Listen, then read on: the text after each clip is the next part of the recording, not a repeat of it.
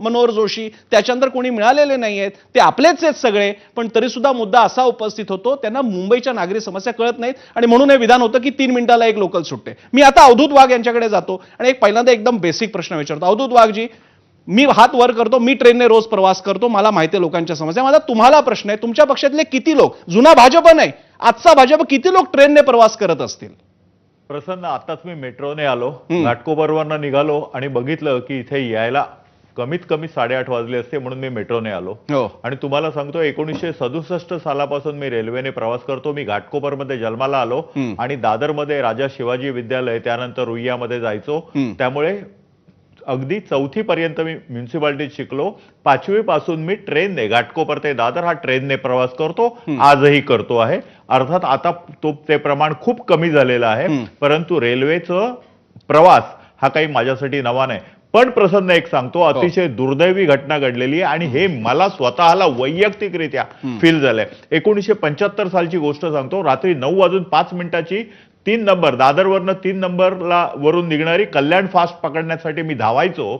रात्री क्लास करून यायचो. 3दा कुर्ला ते विद्याविहार या दरम्यान 3दा मी पडता पडता वाचलो. मी लटकत येत होतो, गाडीला जागा नव्हती, शेवटची फास्टर नव्हती.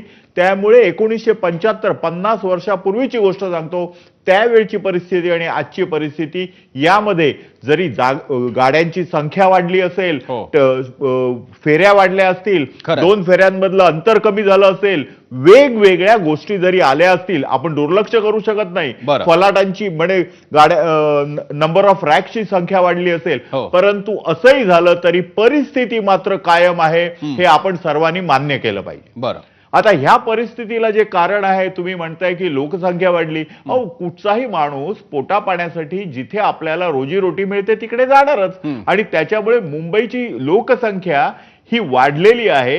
ही लक्षात घेऊन मुंबई आणि मुंबईच्या ज्या ट्रान्सपोर्टच्या सुविधा आहेत त्याच्यावर आपण काम केलं पाहिजे. मला असं वाटतं की कुठच्याही दृष्टिकोनातून रेल्वे आणि ट्रान्सपोर्टला आपण पॉलिटिक्स या नजरेने बघितलंच नाही पाहिजे. याला जर तोडगा आला प्रसन्न, तर हा फक्त टेक्नॉलॉजिकल इंजिनिअरिंगच्या दृष्टिकोनातून. मी चर्चेचा एक पहिला राऊंड पूर्ण करण्यासाठी मला बेसिक कमेंट कळली. फक्त अवधूत वाघजी, मी कार्यक्रमाच्या शेवटच्या टप्प्यामध्ये या प्रश्नाचा थेट आणि स्पष्ट संबंध हा मुंबईच्या भोवतीच्या राजकारणाशी कसा आहे आणि अतिशय गंभीर संबंध कसा आहे हे मी तुम्हाला एका तर्कानं पटवण्याचा प्रयत्न करेन. त्यापूर्वी मी आपल्यासोबत नागरी प्रवासी संघटनांचे प्रतिनिधी त्यांची एक प्रतिक्रिया घेतो. सिद्धेश देसाई आणि रफीक शेख. रफीक शेख जी, मैं आपके पास आ रहा हूं क्योंकि आप मुंब्रा प्रवासी संघ के सदस्य हो.